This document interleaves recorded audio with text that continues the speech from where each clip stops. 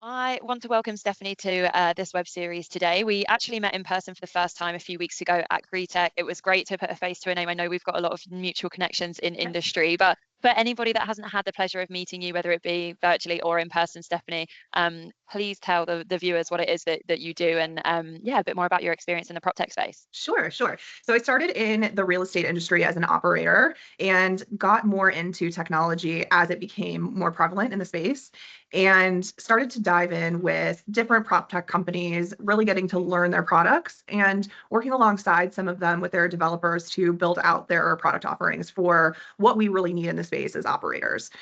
So I have just launched my own firm, which I know you and I have chatted about. But Yeah. yes, yes. So by the time this airs, everything will be public, but it's Verra Communities. Super, super excited about that. And then I also am doing some work. I'm an advisor with Foundation for Innovation in Real Estate for their Emerging Managers Tech Council. And underneath the foundation, or we call it FIRE, within FIRE, there's also the latest enhancement that Matt is bringing to the table, which is the PropTech Club for the colleges. So super, super exciting, all of these things that I'm working on. Amazing. And yeah, we've actually had the pleasure of partnering with Matt before on the Fire job board. Mhm. It's a bit of a prop tech hub for people to go and see who's hiring and actually holds us responsible because we give that a check and we should know what roles are being posted on there and should ideally be one step ahead. But it's a great thing that you guys are doing together and obviously a brilliant showcase for anybody watching this to make them aware of the work that you've been doing in that space. And the fact that it's a donation-based, project is something,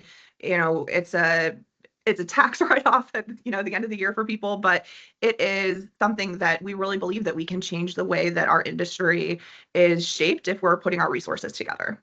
Basically wanting to trailblaze across like leading technology adoption and operational transformation, Mhm. specifically in the multifamily space. So in terms of your growth plans for next year, what does that look like? You need to raise, you need to grow, we need to find those clients. So talk us Yes. through how you're going to tackle all of that.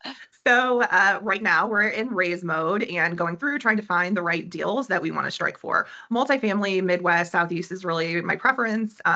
But I've had experience with mixed use too, and I really love the idea of having some mixed use assets where there's a Yeah. retail component, especially on the first floor. I think that does a lot for building community. So right now we are looking for the right deals that we want to hit on, raising equity and making it happen. So super, super exciting and building out a really innovative tech stack.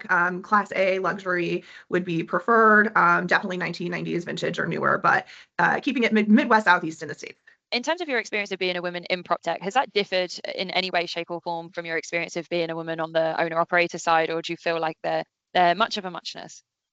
I think it's harder to be a woman in the operations world, in the real estate world, than in my experience uh, on the vendor side. However, I have also never been the one actually selling the prop tech product. So I think True. that, that definitely gives a different layer in my I kind of came into those rooms as the trusted expert in this space.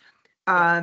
And I found that the prop tech companies are just like, tell us everything, whereas on the owner operator side, there's very much this, we've always done it this way. We think we know better than you, or something along those lines, where I found that ceiling is very real for the operations side. Yeah, and for anybody that didn't see your LinkedIn post last week, you've obviously been reflective over your time in being a woman in the prop tech space, or yeah, multifamily more in general. So for anybody that didn't see the post, maybe I'll reattach it to the bio of this Sure. conversation. But do you want to run us through that one more time? Sure. I don't remember exactly what I said, but like the concept of being a woman in the space and how difficult that really can be. And it's like saying the quiet part out loud. And I know you and I have chatted about just some weird interactions that happen. Just as a summary, you speak in that post about how there really does feel like a glass ceiling sometimes, and if you don't feel welcome in a room, then you create your own room, for example. So for any other women in PropTech that may be watching this, any words of advice for them? Do it scared. That's always my advice. And I think, as I look back at my career, there's been a lot of times people have been like, oh, you're so resilient. Well, you don't know is that I was crying 20 minutes before Yeah, this, before I left my hotel room because I didn't want to go do the thing spiraling. because it's scary. Yeah, I mean, but you Yeah. you have to really push yourself if you're going to achieve those things. And I think that being resilient is it's hard.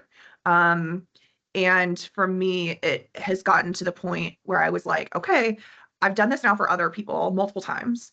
Why am I not doing this for myself? And it took a lot of time, energy, and effort for me to be able to even put myself in the headspace to be able to just independently do that work. And, going through the industry and trying to, build connections on all sides of it. It's why I enjoy working on the PropTech side and the operations side, because I think that there's a really big value in having people who deeply understand operations and the needs of the businesses with the technology that's being built to support it. Well, thank you so much for making the time to speak to me, Stephanie. By the Of time this goes course. live, obviously we'll be able to celebrate all the exciting things that you've had in the background kind of bubbling over. So good luck Yeah. with everything for 2026. I'm going to be cheering on from the sidelines and Thank hopefully see you. you back on the conference circuit next year. Yes, absolutely.